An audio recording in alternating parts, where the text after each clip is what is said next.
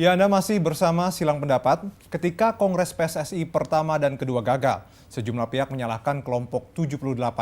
Kelompok 78 mengusung Arifin Panigoro dan George Toysuta meskipun dua nama ini tidak direstui FIFA. Bagaimana mereka memandang Kongres ketiga PSSI nanti? Kita akan membahasnya bersama Bapak Halim Mahfuz, juru bicara kelompok 78. Pak Halim, apa kabar Pak? Baik. Iya. Pak Halim, ini kan kita sudah dua kali menggelar kongres dan dua-duanya gagal. Tentu saja sebagai bangsa kita prihatin dengan nasib persepak bolaan kita sendiri. Nah, tapi sebelum kita mulai kongres ketiga, tentu saja kita juga harus melihat apa yang terjadi di kongres pertama dan kedua. Nah, kelompok 78 itu dipermasalahkan karena dianggap tidak tertib dan terus memaksakan kehendaknya. Komentar Bapak bagaimana? Yang pertama saya mau luruskan dulu bahwa ini kongres bakal kongres yang kelima. Oke. Dalam proses pemilihan ketua umum PSSI. Yang pertama itu persiapan kongres waktu di Bali. Yang tidak berhasil. Kemudian kongres kedua mau dibikin di Bintan, nggak bisa, dilarang sama AFC, dipindahkan ke Pekanbaru, kongres Pekanbaru.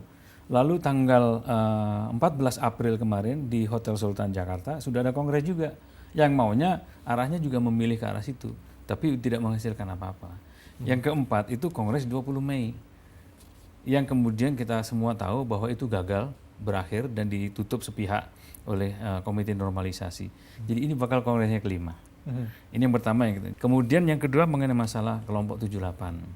Kelompok 78 itu istilah yang muncul ketika Kongres Pekanbaru, di mana 78 orang itu 78 suara bertekad untuk mendukung George dan Arifin Panigoro untuk mereformasi PSSI. Nah, nama itu kemudian terbawa sampai sekarang. Padahal sebenarnya jumlahnya sudah berkembang lebih dari 78. Nah, kemarin kalau pertanyaannya mengenai kongres yang tanggal 20 Mei itu, kenapa ribut? Ribut itu sebenarnya indikasinya bisa terlihat dari awal. Awal ketika banyak hal tidak dilakukan sesuai dengan statuta. Yang pertama, situasi ini di luar statuta ya, ngomong mengenai situasinya. Situasi dibangun tidak kondusif. Situasi dibangun rada menekan untuk para pemilik suara. Bayangkan yang hadir itu 96 pemilik suara, tapi security yang ada di sana itu ratusan orang. Yang kedua, terlalu banyak orang asing yang tidak dikenal, bukan sebagai pemilik suara, tetapi ada di dalam ruangan dan mereka melakukan provokasi. Misalnya menekan para pemilik suara yang mengajukan pendapat dengan teriakan. Secara kongresnya sendiri, secara statuta, kongres itu undangannya berbunyi kongres biasa. Artinya kalau kongres biasa, orang berhak mengajukan peserta, berhak mengajukan permintaan termasuk mengubah agenda. Pak Halim, mungkin kita perlu melihat dulu ini adalah keputusan dari Komite Banding PSSI. Ini ada satu grafis yang akan kita, ini mungkin salah satu pangkal permasalahannya ini. Ini keputusan Komite Banding PSSI, ya menolak 4 kandidat ketua umum sebetulnya ini. Nah, 2 nama yang Anda calonkan kan sebetulnya ya tidak boleh mencalonkan diri oleh FIFA.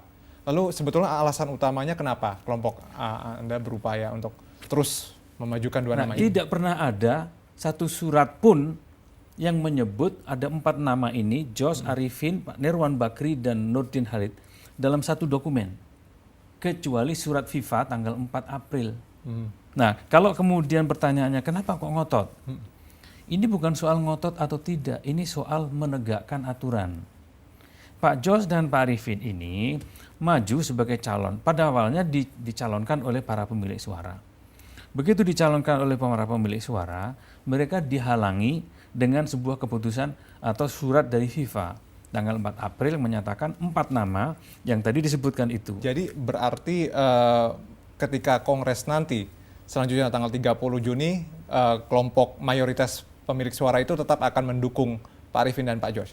Iya, tetap. Karena tidak ada alasan melarang mereka. Berarti kalau begitu, ada kemungkinan situasi yang terjadi pada kongres kedua akan berulang di kongres ketiga? Kalau nanti pelaksanaan kongres itu sesuai dengan statuta FIFA, artinya kalau memang itu kongres luar biasa seperti dinyatakan oleh KN selama ini, harus jelas agendanya apa. Nah, berarti kalau begitu kan ini sudah ada ancaman lagi dari FIFA bahwa jika kongres nanti tanggal 30 Juni gagal, berarti otomatis Indonesia 1 Juli sudah diberikan sanksi. Apakah tidak takut atau tidak cemas dengan keadaan ini? Enggak. Kenapa? Kalau kita menegakkan kebenaran, nggak perlu takut dengan siapapun, apalagi FIFA. Nah, Bapak tadi sempat mengatakan bahwa ada sejumlah cara untuk melarang FIFA memberikan sanksi.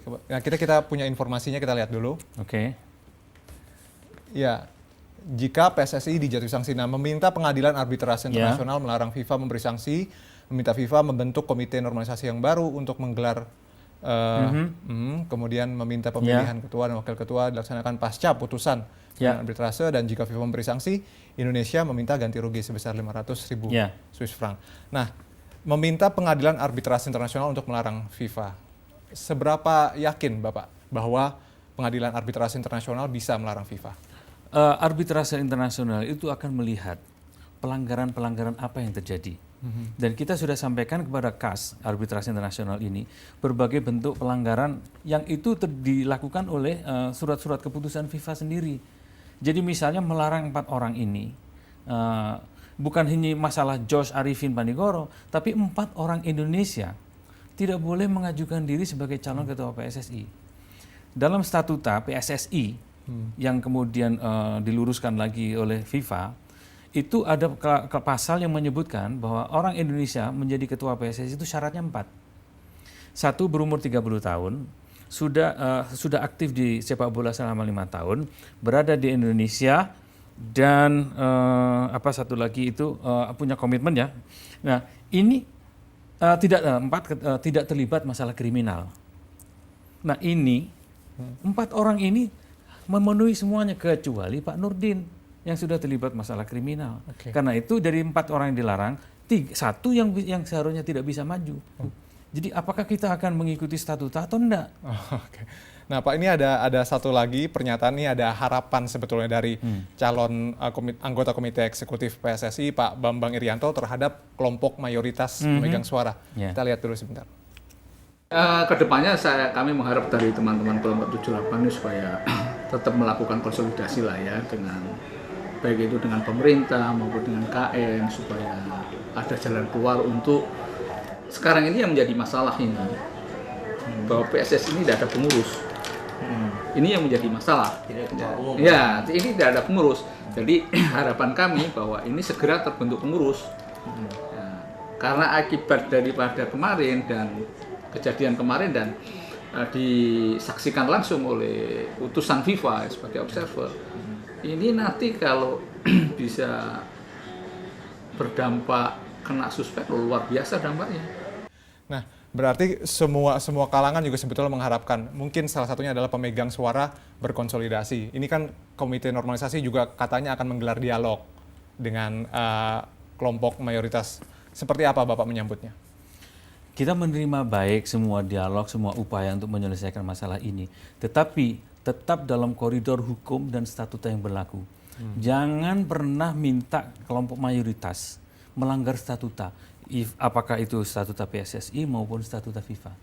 Karena kita ini mau melakukan reformasi di sepak bola, yang selama ini banyak terjadi manipulasi, penggelapan, dan segala macam, ngatur skor. Nah, masa kita ini mau meluruskan masalah itu dengan cara melanggar? Jadi kita tidak mungkin diajak untuk melanggar. Oke, ya kita lihat saja nanti seperti apa Kongres nanti akan berjalan. Tentu saja harapan kita semua kan Kongres ini berjalan dengan baik, menghasilkan keputusan yang menguntungkan semua pihak, dan yang pasti juga membawa manfaat yang baik bagi persepak bola nasional. Baik, terima kasih Pak Halim atas kehadirannya di studio. Terima kasih. Dan demikian silang pendapat untuk episode kali ini. Saya Ahmad Murodi, sampai jumpa.